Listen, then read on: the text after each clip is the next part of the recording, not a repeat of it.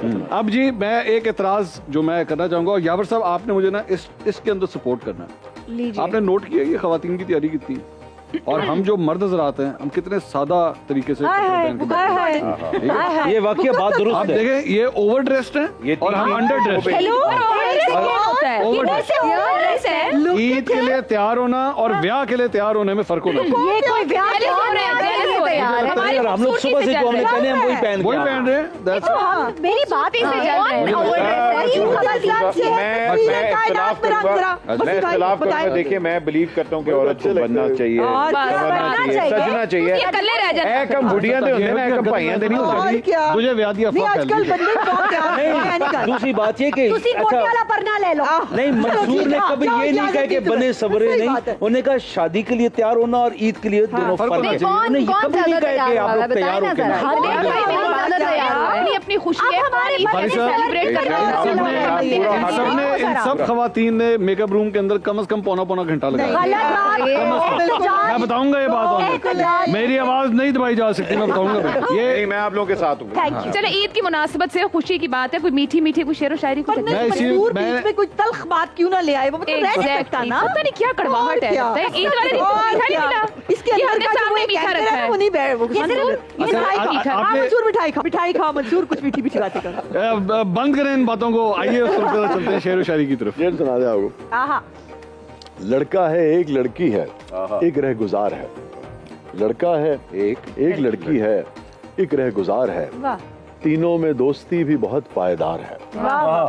खुद पर है इख्तियार बला का उसे मगर, खुद पर है इख्तियार बला का उसे मगर, मेरे मामले में वो बे इख्तियार। वाह वाह क्या बात है।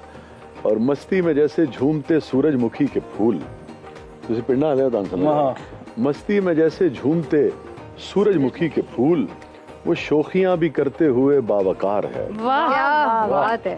और पाने के वास्ते मुझे पढ़ती है वो नमाज, पाने के वास्ते मुझे पढ़ती है वो नमाज, दुनिया समझ रही है बहुत दीनदार है। क्या बात है। ऐसे लग रहा है जैसे एस्टेब्लिशमेंट सियासी जमातों से बात।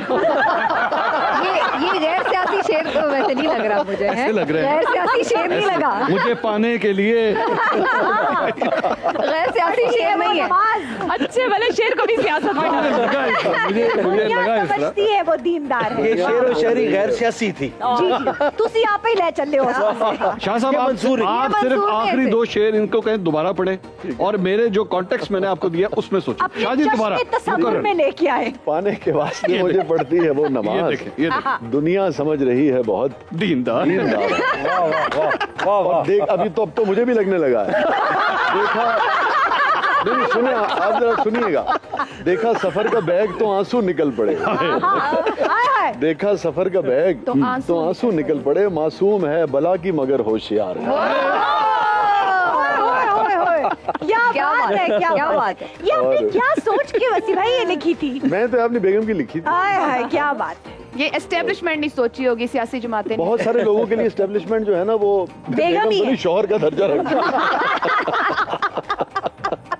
I'm sorry, लेकिन मुझे तो यही नहीं, ये फैक्ट है, ये फैक्ट है। ऐसे ये हर घर के अंदर जो है ना सूरत डिफरेंट है। ये अगर आप इधर चले जाए एस्टेब्लिशमेंट ये है, वो बेचारी इधर चले जाए तो एस्टेब्लिशमेंट ये फैक्ट है। मैं इसमें कोई दो राय नहीं है। मैं अब आप मुझे कभी कभार मतलब जिस तरह खान साहब कहते हैं ना मीर जाफर मीर सादे, वो वाली सूरत हाल भी कहीं जा सकती, न्यूट्रल भी कह दिया।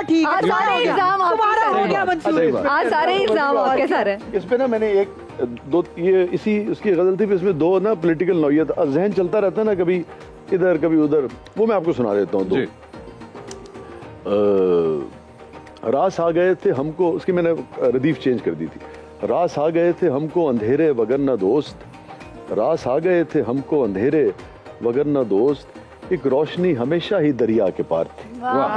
रास आ गए थे हमको अंधेरे वगरना दोस्त, रास आ गए हैं हाँ अंधेरे वगरना दोस्त, एक रोशनी हमेशा ही दरिया के पार थी, बस्ती में मेरी अमन था तहजीब व फिक्र थी। बस्ती में मेरी अमन था तहजीब व फिक्र थी, ऐसी भी जिंदगी कभी परवरदिगार थी। Very well. भट्ट साहब आपसे अगला सवाल ये बताइए कि ईद वाला दिन आपकी क्या ख्वाहिश होगी कौन सी ऐसी शख्सियत हो वो आपके घर आए और आपके साथ बैठ के खाना खाए? अरे वाह, सर कुछ तो हैं अब इस दुनिया में नहीं रहे, इनके साथ हमेशा से था कि वो तो याद बैठ आते के, हैं। हाँ जी, तो वो तो मतलब ऑब्वियसली बात है, मगर I think I would love अब अगर मतलब आप एंटरटेनमेंट की बात करें या overall? any could be anyone, one VVIP person, that special person जिसको आप कहते हैं काश ये मेरे घर ईद पे आए और मेरे साथ खाना खाएं। आई थिंक उस तरह अगर देखा जाए तो I am a huge fan of, खैर वो भी अब बहन, तो आई थिंक प्रेजेंट में बहुत ही लंबा बहुत ज्यादा सोच लिया। बहुत ज्यादा हो गया। खाना ठंडा हो गया मेरे ख्याल से उमर अली फ्लाइट जेडी वापस आ रही है। मेरा ख्याल है मेरी बेगम वापस आ जाए तो एंड में यही बनता। भट्ट साहब, ये सियासी इख्तिलाफ की लड़ाइयाँ अक्सर हमने वाकई देखी हैं, भाई आपस में लड़ पड़ते हैं, जी, दोस्त जी, आपस में जी, लड़ होता पड़ते हैं। हुआ है आपके साथ कभी इस तरह वाकई?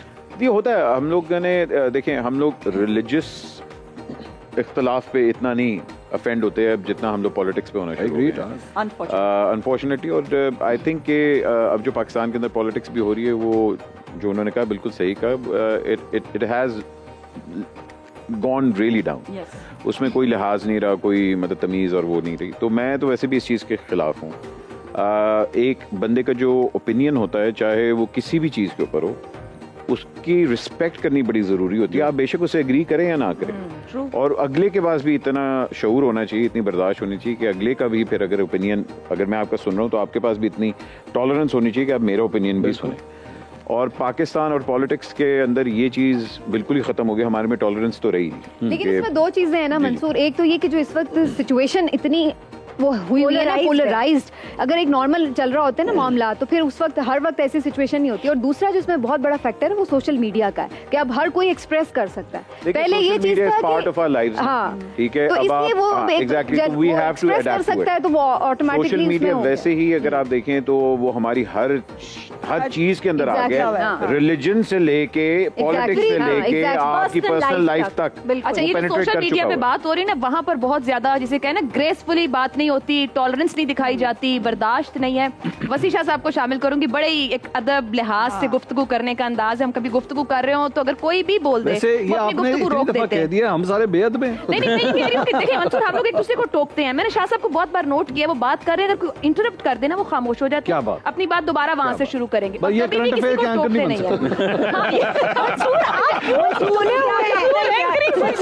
अपनी फिक्र ये तुम्हें और मुझे नॉकआउट जो किया है ना, वो खतरा खुद का था।